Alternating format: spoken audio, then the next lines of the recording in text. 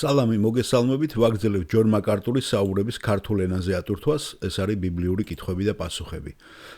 Შენვე კითხვა ძალიან საინტერესო, ამაზე ნაწილობრივ გაცემული იქნა პასუხი, მე მგონი შეიძლება თქვენ გახსოვთ მოკლედ და ეხლა უფრო ფართედ იქნება გაცემული და მე წავიკითხავ ასევე რამოდენიმე ბიბლიურ მუხლს, რომელიც მეც გამახსენდა და ჯონ მაკარტურმა მოიყვანა, მაგრამ შეიძლება თქვენ არ გახსოვდეთ. მაგრამ ბოლო, რომელიც გამახსენდა, მე უბრალოდ შედარებისთვის მოვიტან მაგ ადგილებს. ლაპარაკია სამოთხეში და ჯოჯოხეთში. სხვადასხვა ხარისხით იქნება კურთხევა და ტანჯვა?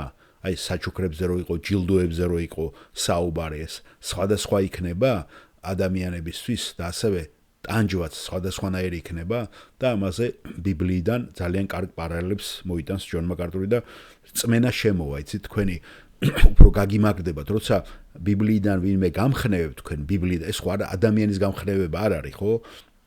რაც არ უნდა მოისმინოთ ახლა თქვენ ეს საუბრები, ხო, რასაც აი კითხვა-პასუხში თქვენ არ მოგინდებათ რაღაცა ესეთი პოლიტიკური აქტივობა ან რაღაცა იდეები. შეიძლება ადამიანურ საუბრებს როცა ისმეთ, შეიძლება იქ ადამიანს გაეპაროს ისეთი რაღაცები, რომ ბიძგი მიცეს ადამიანს რაღაცა ისეთი აქტივობისაგან, მაგრამ აი აქ რო იცმეთ ბიბლიურ კითხვა-პასუხებს, ხომ?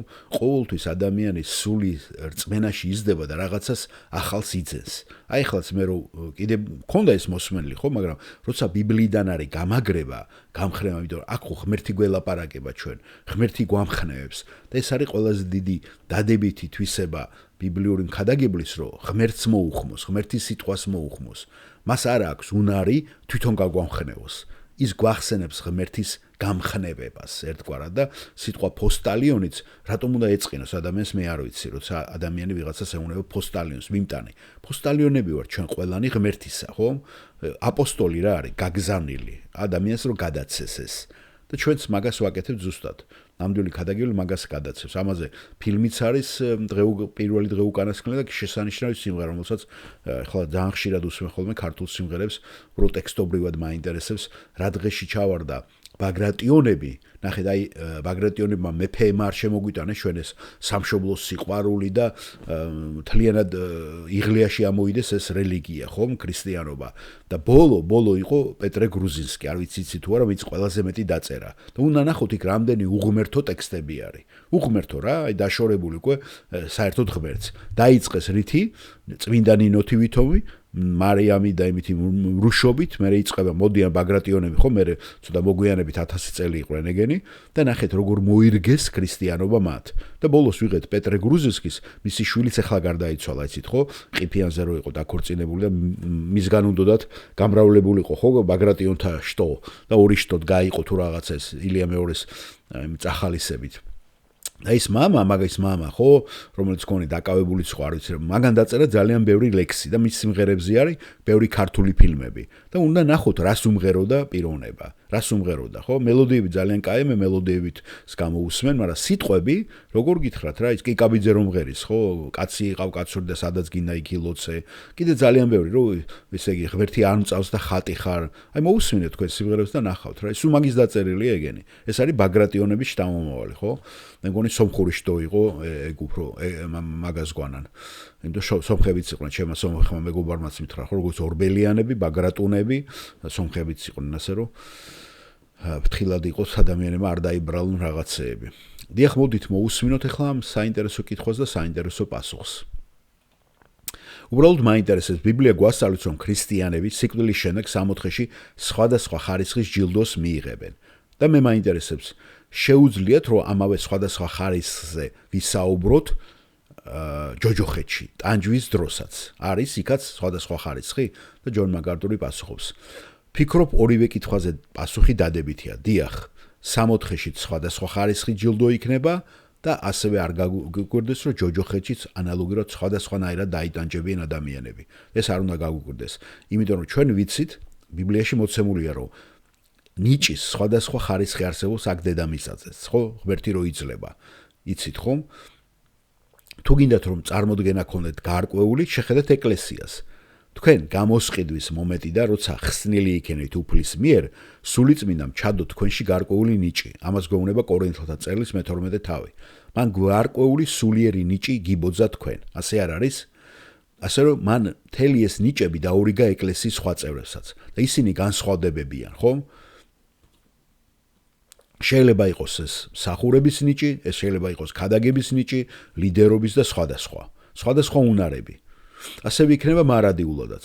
ფიქრობ, რომ მარადიულად ყველას მოგეცემათ ჩვენი შესაძლებლობებისა და ჩვენი ერთგულების შესაბამისად, ღმერთის განდიდების, მსახურებისა და თაყვანისცემის სხვადასხვა უნარი.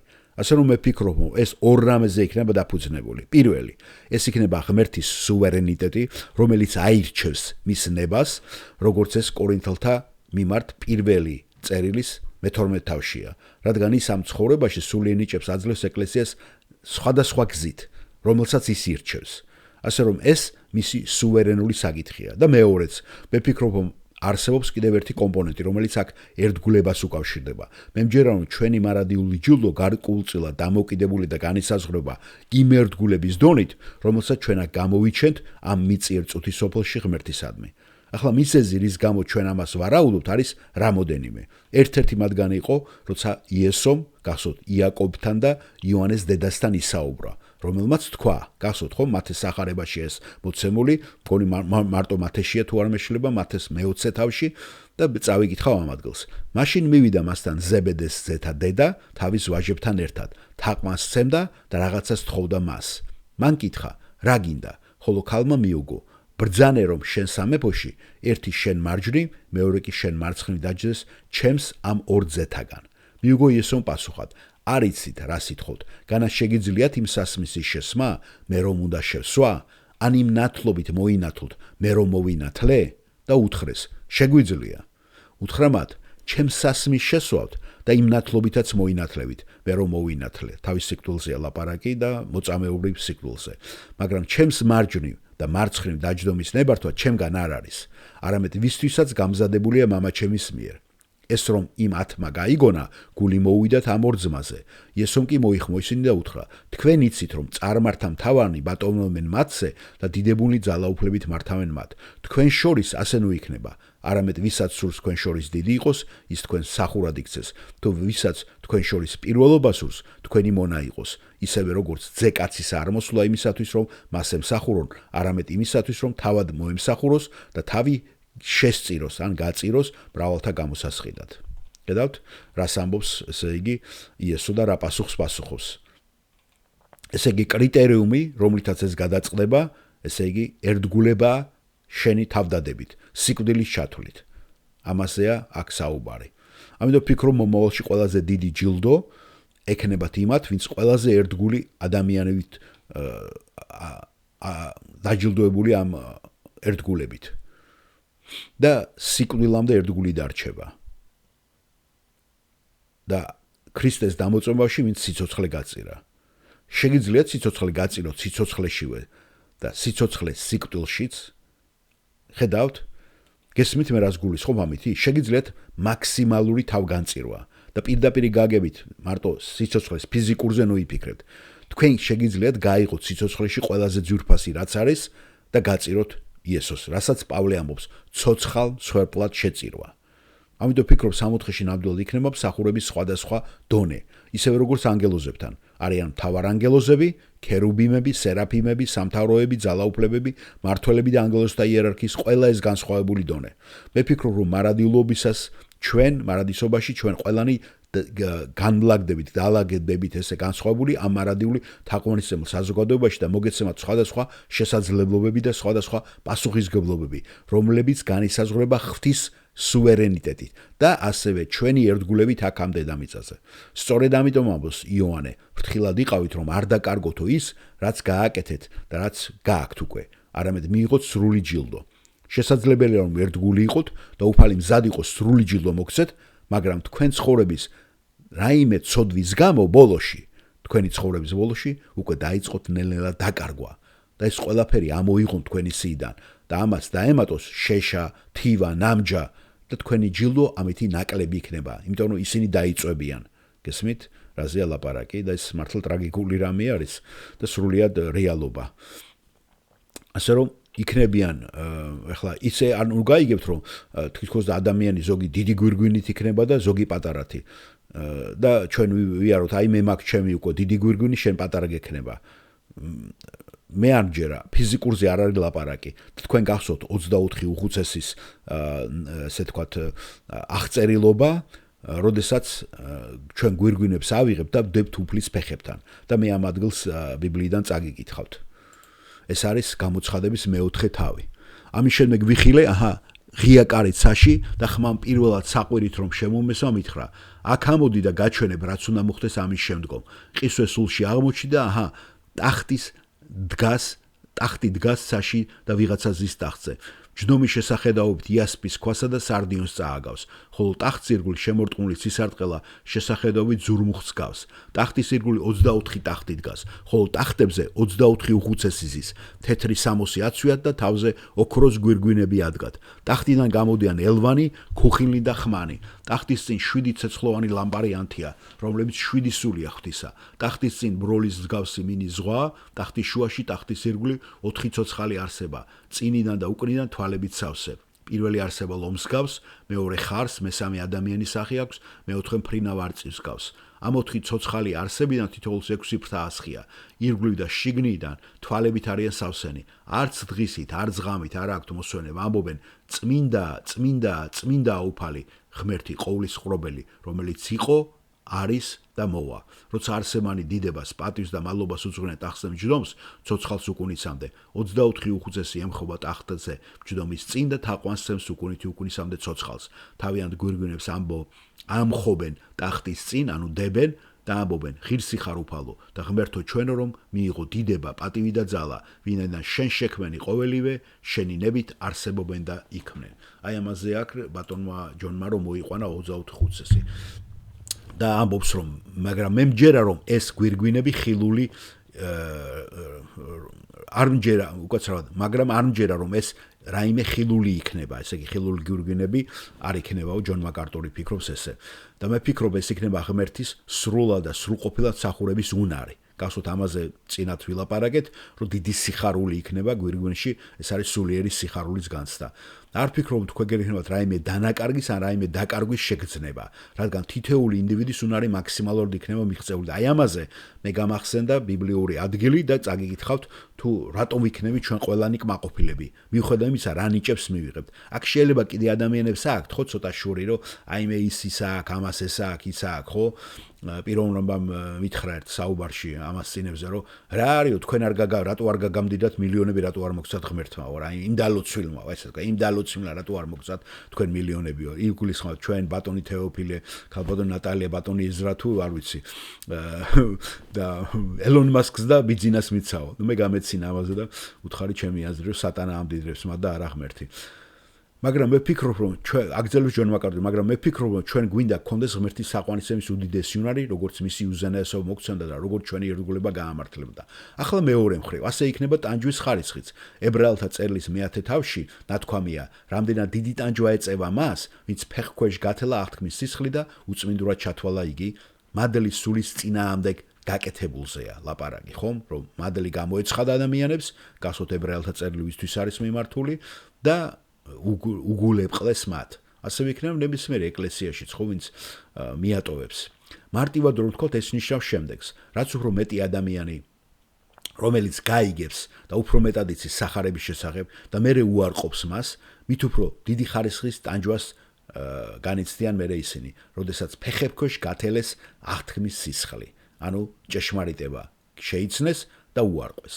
ანუ წარმართი, რომელსაც არასოდეს არაფერი სმენია იესო ქრისტეს სახარების შესახებ.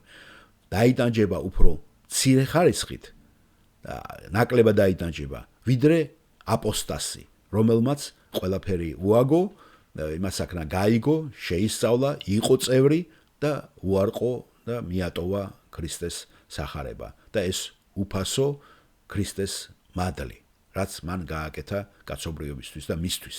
გასაგებია, დიახ, გასაგებია. ეხლა რაც შეეხება იმას, როგორ ვიქნები ჩვენ კმაყოფილები ყველანი, ხო? ამაზე მე გამახსენდა, თან რო ლაპარაკობს, ხო, გახსენდება და ყველაფერს ახლა ბატონი ჯონი ვერ ჩაატებს, ვერ მოიტანს. ეს არის გამოსulis წიგნიდან, როდესაც მანას ღმერთი მოავლენს ისრაელებზე. მანა ეს არის საკვების ზეციდან. იცით ხო, რომ ტვინას დაიწყებენ, ჯერ იმას რა ქვია, მწყერს იმას იზავს, რომ ღმერთი დაანახოს, რომ ღმერთს არ უჭირს ამის გაკეთება, რომ ენატრებათ ყველაფერი და თქვა მოსე მოგცემთ უფალი ხორცს საღამოს საკვებადო და მწყერს მოუფრენს. მერე, ნახეთ, რა ხდება უკვე როდესაც ელაპარაკობდა არონ ისრაელს ზეთა მთელ თომს შებრუნა უდაბნოს აჰაუფლის დიდება გამოჩნდა ღრუბელში უთხრა უფალმა მოსეს ისმინე ისრაელის ზეთა ჩივილი ასე უთხარე მათ წუხრის ჟამს ხორცს შეჭამ დილას კი პურით გაძღებით და გაიგეთ რომ მე ვარ უფალი თქვენი ღმერთი მოფრინე საღამო ხანს წყერი და დაფარა ბანაკი განთიაძე კი ცვარი ეფინა ბანაკის გარშემო როდესაც ცვარი აორთქლა ნახეს უდაბნოში რაღაც წვრილი და ხაოვიანი ყრია, ჭირხლის მსგავსი. დაინახეს ისრაელის შვილებმა და კითხეს ერთმანეთს, რა არის ეს? რადგან არ იცოდნენ რა იყო. მათ უთხრა მოსემ, ეს პურია, რომელიც უფალმა მოგცეთ საკვებად. ასე ბრძანა უფალმა აკრიფოს თითოეულმა იმდენი, რამდენსაც შეჭამს. ღომერი თითო სულზე. თქვენს კარავში ყოფთა სულადობისამებრ. ასე მოიქცნენ ისრაელის ზოგმა ბევრი აკრიფა, ზოგმა ცოტა. არ წყეს ღმერთით, ბევრი ამკრებს ზედმეტი არ აღმოჩენია და ცოტა სამკრებს არ დაკლებია. თითოეულმა იმდენი აკრიფა, რამდენიც საჭმელად ჭირდებოდა. უთხრეს მათ მოსე, ნუ რავინ მიატოვებს ნარჩენებს დილამდე და შემდეგ გრძელდება. ესე იგი ნახეთ, ვინც ცოტა აკრიფა, იმასაც იგივე ქონდა, ვისაც ბევრი და თუ ვინც ბევრს კრიფავდა, რო უთხრა დღიურიო, ხო, მერე გაუფუჭდებათ იცით და შაბათს კი აუგრძალა და შაბათს არ მოდიოდა მანა. პარასკევს უნდა ეკრიფათ ორმაგი, რათა შაბათ დღისაც კმარებოდათ მათ. აი ეს მინდოდა უბრალოდ მეთქვა, რომ ყველა კმაყოფილი იქნება სამოთხეში, ვინც კი ელემენტარულად მიიღებს იმ დონისას, რომელ დონისაც იმსახურებს. ასევე ნათქვამია, რომ ჯოჯოხეთშიც ვინც მოხდება, იმათაც პრეტენზია არ ექნებათ, როგორც მდიდარი და ლაზარეთს ჩვენ წავიკითხეთ ის ადგილი, უკვე პრეტენზიას არ აცხადებს ის უკვე ეგუება თავის ბედს და შეგუებულია, იმიტომ რომ იცის რომ სამართლიანად და ძალიან ტკბილად ელაპარაკება მასაც ა ブラ ამი, რომ მას მიეგო ის უკვე სიცოცხლეში. ასე რომ მას არაფერი აქვს სასაყვედო რო ღმერთთან. ეს იქნება ბევრი. ჩვენ დღეს ამით მოვრჩებით და გადავალთ ხვალე შემდეგ ამ 50